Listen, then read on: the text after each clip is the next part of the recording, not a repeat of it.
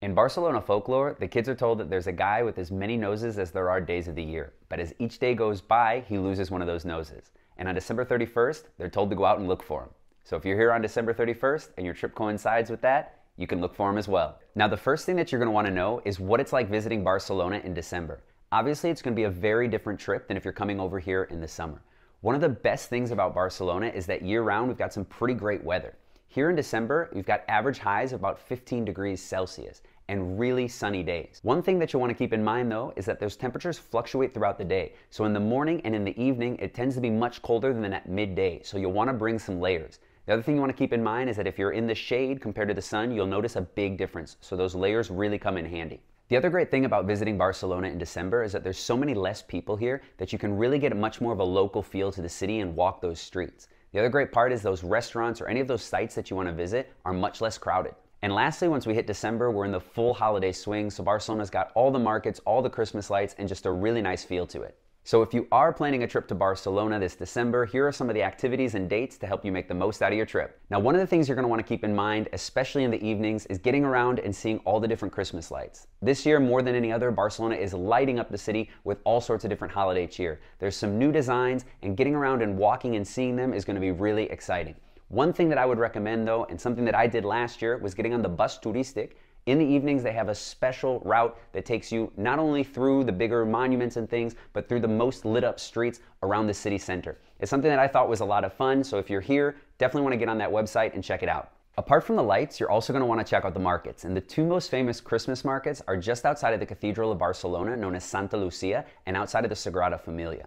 They've got all sorts of Christmas decorations you want to check out, especially the very typical Catalan traditions known as the cagatillo and the caganer, and I promise you won't see those anywhere else. Keep in mind that those Christmas markets here are much more centered around those decorations that you can buy to bring home, so you're not going to get all that food that you might find in other places. Now, in terms of specific dates that you want to keep in mind if you're here in December, the 6th and the 8th are both national holidays. So what you're going to notice is that there's a lot more people in Barcelona, specifically around these dates. This is known as the Puente de Diciembre. What's one of my favorite things about Spain in general is that when we have these longer weekends, they always try to bridge them over. So the puente, the bridge, is making those long weekends. And the Spanish people like to travel around a lot, especially within the country. And with Barcelona being such a big destination, you're going to notice there's a lot of people around the 6th and the 8th. Now, obviously, Christmas Day is a big celebration over here, so you're going to notice the city is much more quiet, with people probably being home, celebrating with their families on the 25th, even onto the 26th, which is still a holiday as well.